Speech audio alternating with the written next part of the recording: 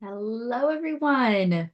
Welcome in to Archer Review's free webinar series. Let's get rid of this timer. I'm Morgan. I'm here with you today to talk about peds GI. We're going to go over a bunch of different disorders. It's going to be a fun little webinar kicking us off before Thanksgiving. So I do want to make sure everyone can hear and see me okay. Make sure there's no internet woes going on, that we're all connected okay. I see some comments in the chat there, so hopefully I'm getting some thumbs up. Everything is a go, and we're ready to dive into this webinar. Now, we are going to be using Slido here. So no matter where you are joining from, I want you to either go to that website, slido.com, pop in that code, or if you want to do Slido on your phone, that's kind of how I like to do it. I'll just scan that little QR code, have it pulled up on my phone, and then while I'm watching the webinar, I can answer the fun little questions and put your polls. And at the end, we're even going to do a super fast quiz where if you are the winner, you will get a free seat in our next pharmacology crash course. So go ahead and get logged into Slido, however it works best for you. We will make sure it is working because the first one we're going to do is just a little bit of a practice here. I'm going to ask you to type in that Slido. What do you think of when you hear peds GI? You're confused. You think about pyloric stenosis. Yeah, pyloric stenosis is a big one. We're definitely going to cover it. Intussusception is another one. Oh no. But the number one answer we're getting is that people feel confused. Okay, I'm going to level set with you guys. There are a lot of peds GI disorders. We're not going to dive in depth on every single one today. We are here today to talk about the most high yield ones that I am sure you're going to see on your NCLEX and make it so you're not confused and you're not scared. I want all these words to go away so that when you leave here today, you're like, whew, I've got it. I can pass my test when it comes to these big things. Sound like a deal? Let's start with omphaloceles. Okay, this is a pretty big one, and it's something that we call a congenital anomaly because the baby is actually born with this, okay? It forms really early on in gestation too, which I think is pretty interesting. The intestines start to protrude through the umbilicus. So they're just busting out of that belly button around weeks 9 or 10 of gestation. I mean, some people barely have just found out that they're pregnant or don't even know they're pregnant yet. And this has already happened. But usually we can pick it up on a prenatal ultrasound. So we scan belly, we see that baby, and we see that the abdominal contents have actually poked through that belly button. Obviously, you can see it on that baby there, and that's kind of your biggest assessment finding. You're like, whoa, we have this big defect. And for some infants, that's all we're going to see. We're going to see that defect. Other infants are going to also have a heart problem going on, or their lungs could be affected. Why would their lungs potentially be affected? Let's think about that. If we've got these abdominal contents poking out the belly button, sitting up here, are they kind of pressing on our lungs, putting some unwanted pressure up there? And might our lungs then not develop and grow as big and strong as they should? That's kind of the situation. So we want to look out for all those things if we see an omphalocele. But the big three complications that I am immediately worried about when I'm dealing with this infant are their temperature dropping, them becoming dehydrated, or them getting a really bad infection. And all in all, this is simply due to the fact that they have got organs on the outside of their body. Don't love that for them. We're losing heat, we're losing fluid, and we are exposed to the yucky world where we can get bacteria and become septic. So these are the big three things I'm going to kind of tuck away in my brain for when I think about how we're going to treat this infant. Nothing that I talk about is going to fix this, though, other than surgery.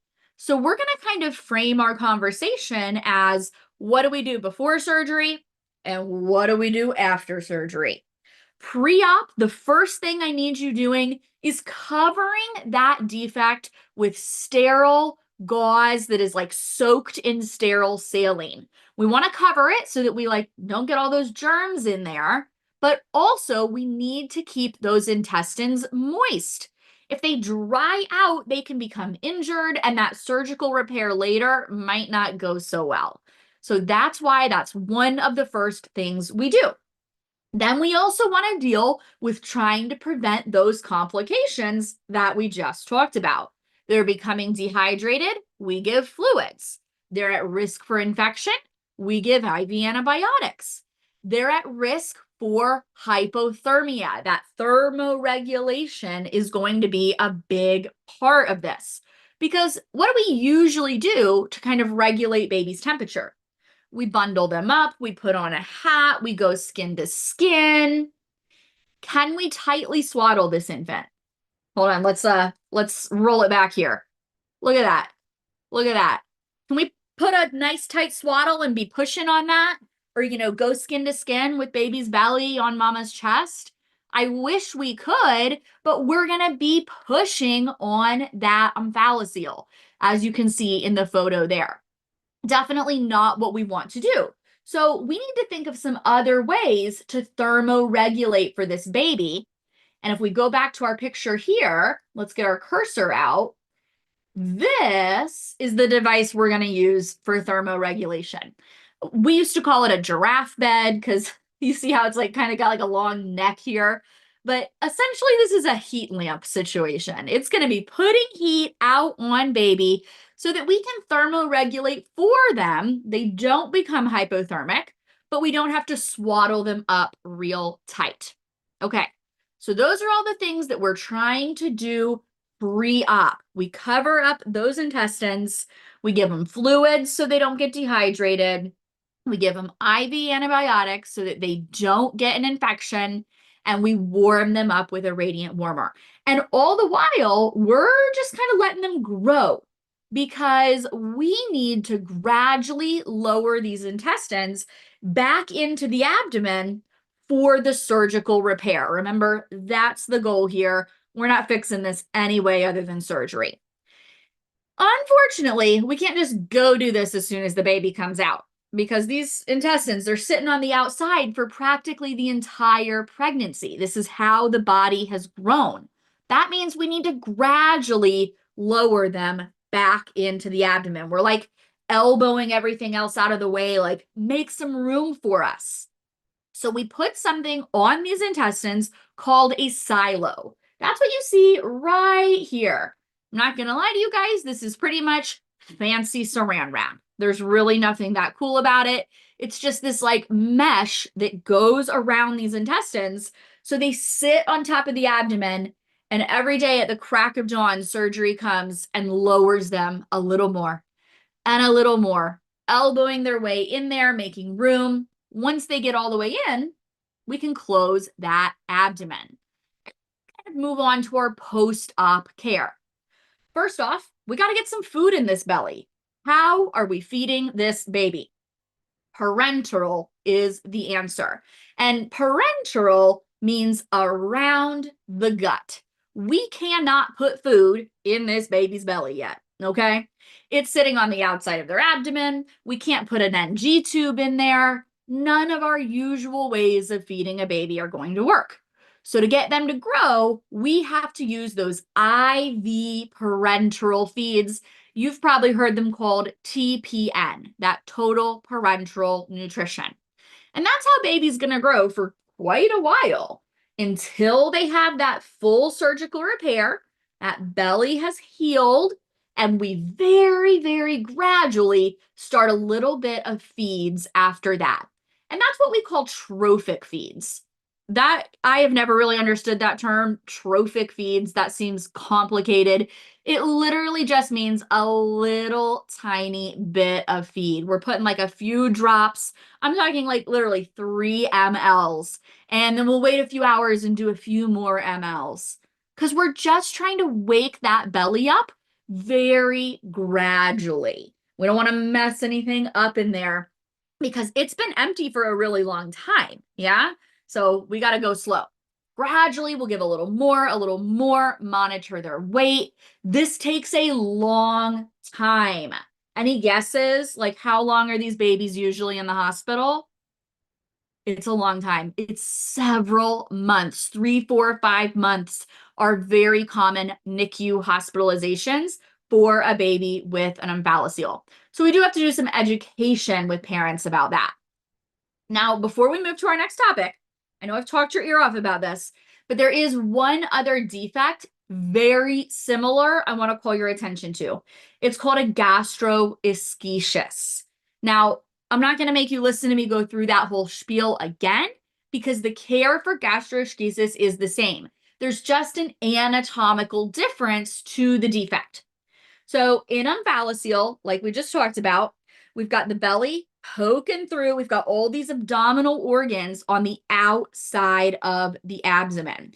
We've got, the stomach, the liver, the spleen, the intestines, but they're inside of that umbilical sac. So you see how this sac where the umbilical cord is, it keeps those intestines kind of enclosed in there. That is key.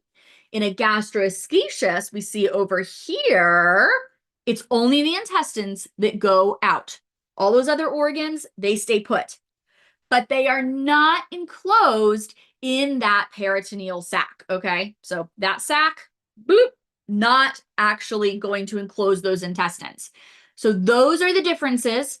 The treatment is the same. Same with gastroschisis. We're worried about dehydration. We're worried about sepsis. We're worried about hypothermia. We do the silo. We do the parenteral feeds. Everything we just talked about. So you guys don't need to hear me go through it again, but I want to hear from you a quick little check-in now that you know the gist.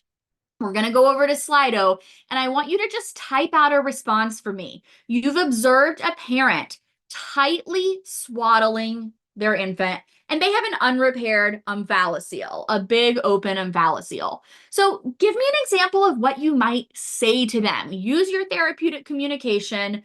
What's the right action? How are you going to talk to these parents? Let's hear it, you guys. This is a huge part of pediatric care. We've got to be able to talk and communicate with parents. Educate them. We need alternative forms of providing heat. Yep, absolutely. We want to let them know, like, we can't do a tight swaddle. Let me help you with it is an awesome answer because it is okay to kind of, loosely put a little blanket over them. May I help you? We want to promote bonding. We don't want to like slap their hands away, be like, you're going to kill your baby. We don't need to be too dramatic. But these are all really nice ways that we can educate, talk to them about other ways to bond with their baby. You guys are giving all the right answers. You're going to be great therapeutic communicators. Parents are going to love working with you. We always say in peds, you actually have two patients because you've got the kiddo and you've got the parents as well, and you've got to talk to them. So great job. You guys are on it. You know the two big takeaways. We can't do a tight swaddle. We're going to do that radiant warmer instead, and you're going to communicate therapeutically. So let's look at our next congenital defect. One of you mentioned this already, the pyloric stenosis, okay? This is a huge one. There's just like a bunch of buzzwords for it that come up on the NCLEX all the time. So really good for us to go over. Lucky for us, it's pretty straightforward. So I think you guys are going to get it no problem. What happens in pyloric stenosis is that the pylorus is stenosed. Okay, let's break down the words. What's the pylorus? It's that sphincter that closes the end of the stomach, and when it opens, lets food go from the stomach down into the first part of the small intestine, and that's called the duodenum. So I think of the pylorus as a door. Food goes in the belly, door is going to close because the food needs to sit in that belly and be broken down by stomach acid. Well, then after a little while, it needs to move on to the small intestine so I can absorb nutrients. So that door, the pylorus, opens, food goes into the duodenum, and we start the process of absorption. In pyloric stenosis, that door, the pylorus, is stenosed. That means it is thick, it is stiffened, and this opening is going to be shut. So this is a door jam. The door is jammed shut, food is stuck in the belly, and it cannot go down to the small intestine. This is going to cause a very specific pattern of vomiting, okay? The food is going to come right back up right after the baby eats, okay? So it's going to be non-bilious. It's going to literally be whatever just went in. And given the age this usually happens, almost always, that is going to be milk. So formula or breast milk, it goes in within a few minutes, it comes right back out. And when it comes back out, it is forceful. Projectile is the word that's most often on exams because we've got like a door jam down there in the pylorus. The food builds up, up, up. It can't go anywhere else. Whew, it flies back out. So if you hear non-bilious, projectile, after feeds, you know you're dealing with pyloric stenosis. Then I want you to go ahead and go palpate that baby's abdomen. You're trying to feel for an olive-shaped mass because that pylorus, it's kind of like a circle situation, you know? And if it gets big and stiff, it's kind of a round, palpable ball that you can feel. Olive-shaped mass, another buzzword for pyloric stenosis. Obviously, this is going to lead to a baby that's dehydrated and malnourished because they're not getting any food. It's going in and it's coming right back out. What do? Well, give them some fluids, correct that dehydration, and then basically we just got to send them to surgery, okay? Medically, we can't make this go away. What we can do is, those fluids, that dehydration, we're going to address that. And then the surgeon is going to do a pylorotomy where they actually take out that stenosed pyloric sphincter. They fix that up, come on back, we make sure they get nutrition, and they are good to go. So one more time, I just want to make sure you guys know the buzzwords. The vomiting is non-bilious, projectile right after feeding, and then they have that olive-shaped mass. Those are the things that really, if you see on a test, you know you're dealing with pyloric stenosis. So I really think you guys should have this one, but let's head back over to Slido, and I want you to type out for me like you're typing in a chart. Okay, you guys are about to be nurses. You're going to have to document. You've palpated this baby's abdomen. How are you documenting this mass that you feel? They have pyloric stenosis. What is it going to feel like? What is it going to look like? An olive-shaped mass. You guys are on it. I love this. Olive-shaped mass. You're ready. You're ready. Good work. Now, we're going to go a little bit lower into our intestines. We just went from the stomach to the duodenum. Now we're going down that whole small intestine to where it joins with the large intestine. This is the first thing we're talking about that's not congenital. Babies aren't born with intussusception. What happens in intussusception is that small intestine slips inside of the large intestine. So people describe this usually as like telescoping. You see it happening right here. Normally, we got small intestine, large intestine, it's just like a little PVC pipe going through the GI tract. Perfect. But now our pipes are getting clogged up because they're all kinked together. That small one, boop, telescopes into the big one, all right? Now, this is going to cause a lot of pain. When I hear that somebody has cyclical abdominal pain, they're screaming, crying, drawing their knees up to their chest is another big common descriptor. And then they relax a little bit. And then it happens again. What's happening is that intestine is telescoping inside the other part of the intestine, causing them to double over in pain. That cyclical abdominal pain is very classic for intussusception. It's so bad that they're going to be nauseous and vomiting. When this child vomits, they'll have a green bilious emesis because the food has been digested, right? It's gone from the belly through the small intestine. We've had bile secreted. So it's going to be yucky, thick, green bilious. And they also have a mass, but it's going to be described as sausage shaped. It honestly makes sense if we look back at the anatomy here. Look, we've got that kind of intestine where it's doubling up. Doesn't that kind of look like a sausage? It's kind of like folded in on itself. So it's going to be thicker and we can feel that. And where that mass is depends on where the intussusception is happening.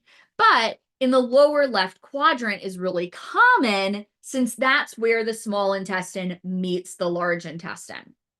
Now, the last and probably most important assessment finding that I want you to walk away with here today are these red currant jelly stools, okay?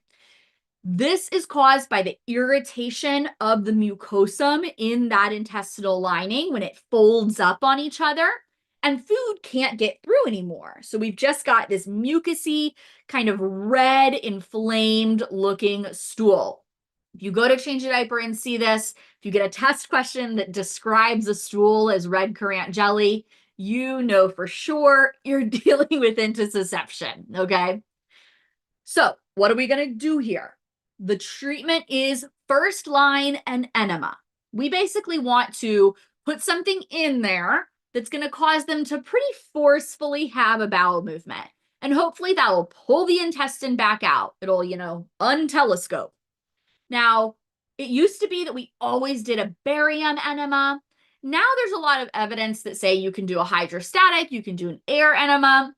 I've mostly still seen in practice the barium enema. I think it's still most common, but none of these are wrong because the whole principle is just, doing an enema so we have that forceful bowel movement and hopefully it fixes the intussusception.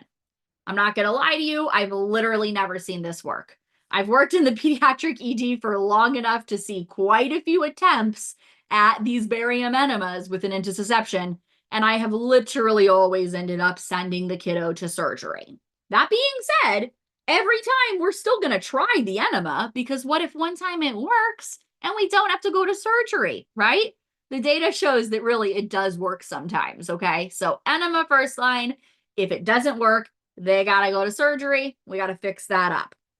Before surgery, there's not really too much we can do other than make them NPO for surgery, fluids, antibiotics. Why do I want to monitor their stool so closely? That's kind of my first bullet point. Why is that so important? If we had red currant jelly stools, intussusception, we're going to go to surgery, I go to change a diaper, and then I have a normal stool. Well, look at that. The intussusception has resolved itself. And that does happen sometimes. So keep an eye on that stool, notify the provider if it goes back to normal so we can cancel that surgery. Post-op, it's pretty much your normal stuff. We're listening for bowel sounds, making sure that those bowel tones come back. We're given those antibiotics because infection is really common. Slowly advancing their diet, waking those intestines back up, and making sure they don't have any complications. So I want to hear from you. Is intussusception congenital? You guys remember this was back on our first slide about intussusception. Congenital means they're born with it. We've got our pyloric stenosis that they're born with, their Omphalocele they're born with, their Hirschsprungs we're going to talk about next, that Gastroschisis. But intussusception is not congenital. No, no, no, no. This is the only peds GI thing that I cover that actually is not congenital. It typically happens around that 6 month to 2 year old period. It can technically happen anytime.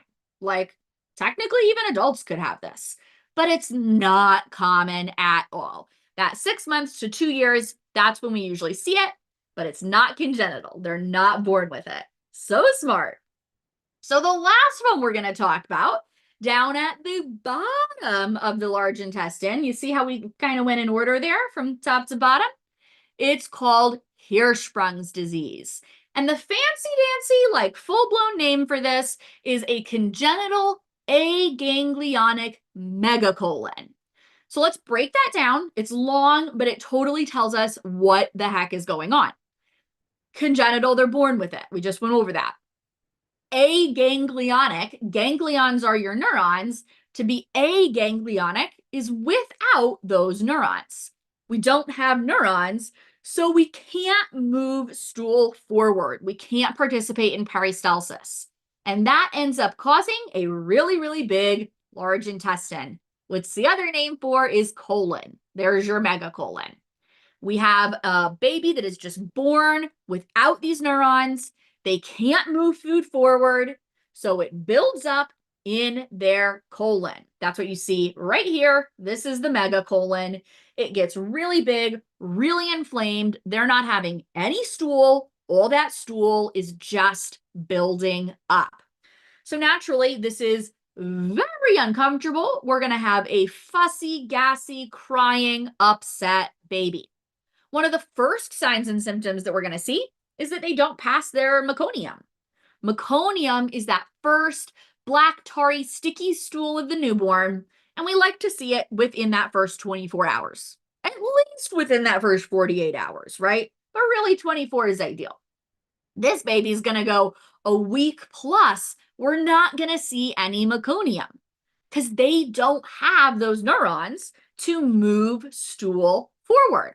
Yeah, so it just builds up and up and up.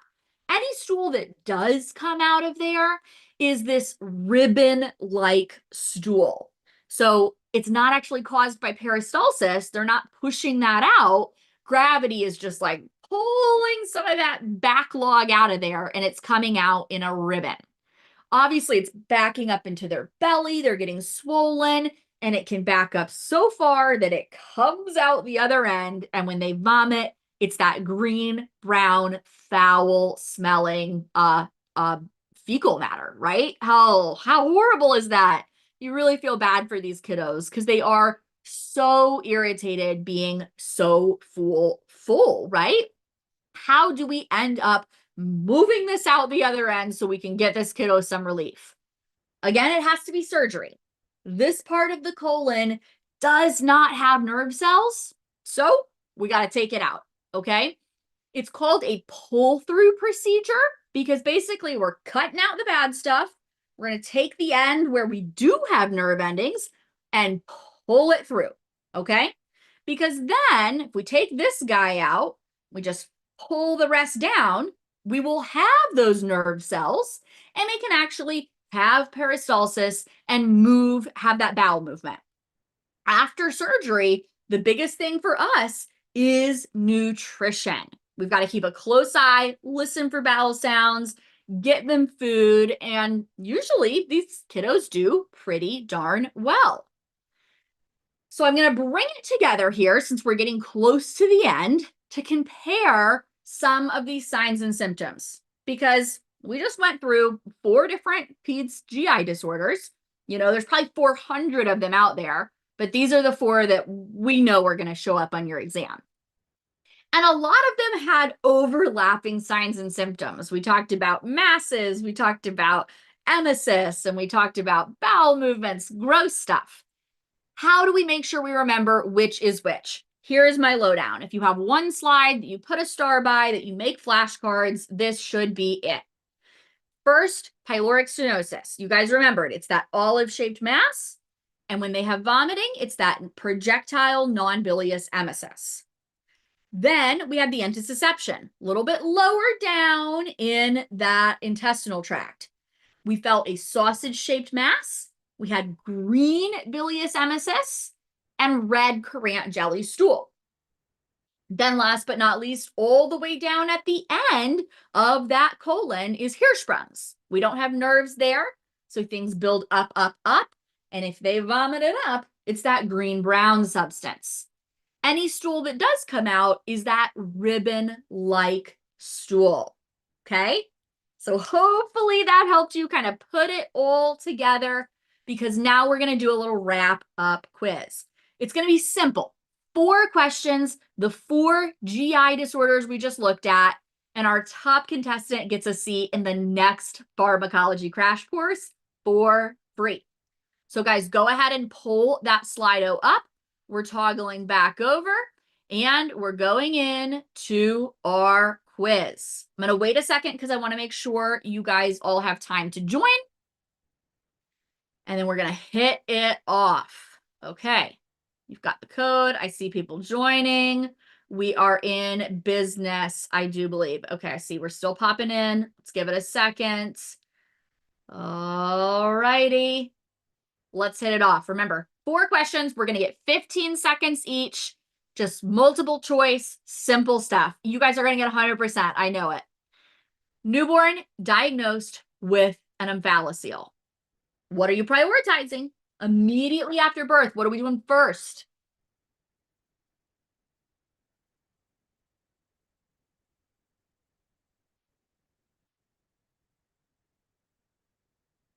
Nice. We're going to cover those intestines.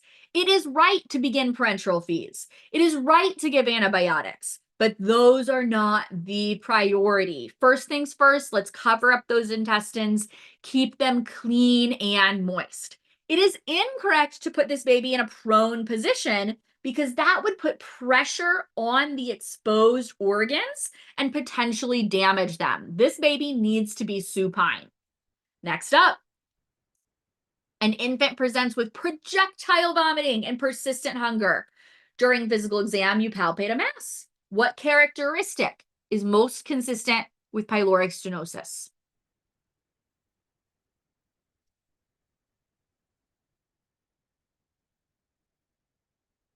All right, almost 100%. I knew you guys were going to have this one. This is the olive-shaped mass. So remember, pylorus is that little door between the stomach and the duodenum. It's kind of round. So when it's stenose and big and stiff, it is round like an olive. The sausage-shaped mass, that is what we saw with intussusception because the intestines are doubled over, kind of crossed up, and they're in that sausage shape. Halfway, we're 2 out of 4. Let's see our next question. Which finding is consistent with that intussusception?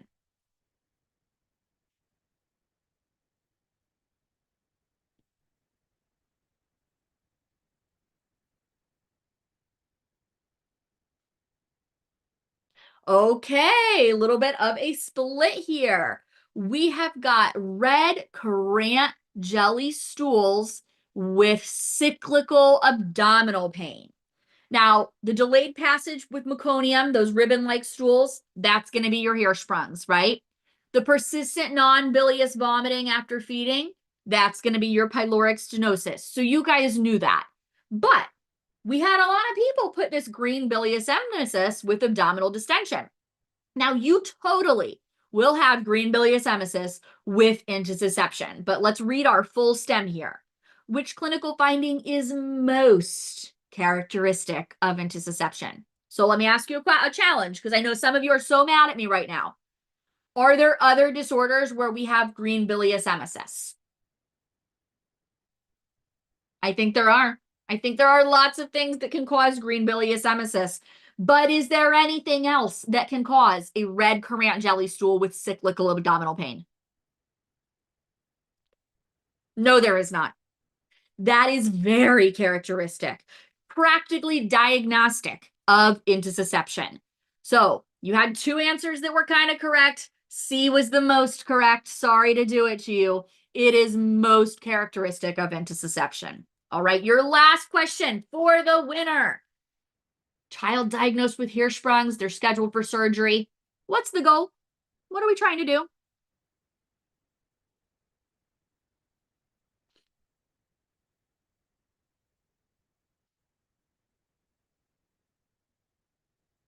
Nice. We are trying to remove the affected portion of the colon that is not innervated. Yeah, that doesn't have those nerve cells. It's aganglionic.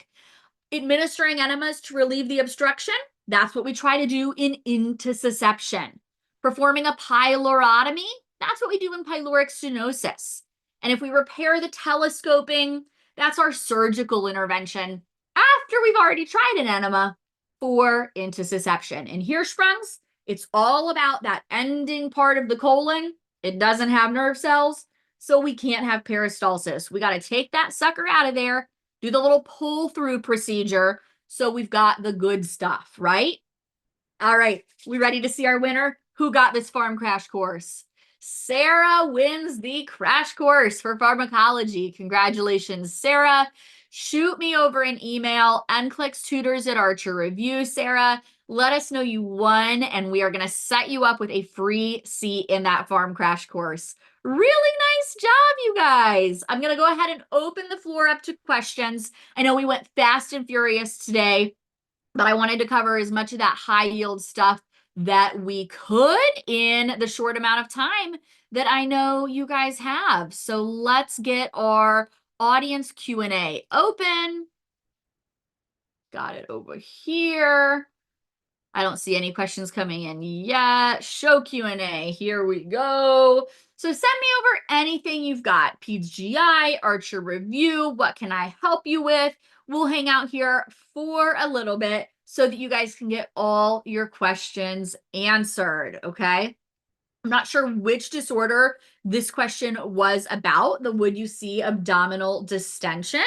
But for this user, let's kind of think through what we talked about. With pyloric stenosis, we're going to kind of see abdominal distension as that food builds up, but then pretty quickly you see the relief of that with the projectile vomiting.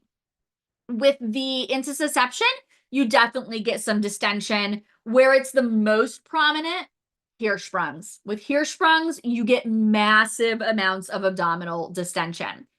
It's less of a mass and more of abdominal distension because the distension is coming from all those GI contents backing up, up, up, up.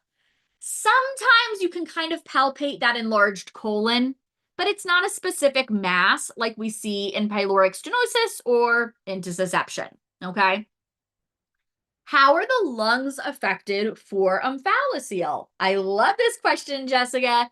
The lungs are affected because those organs developing on the outside that should not be there are pressing on where the lungs are growing. If I have my intestines and my liver and my spleen sitting on my chest, my lungs are not going to be able to develop very well. Yeah.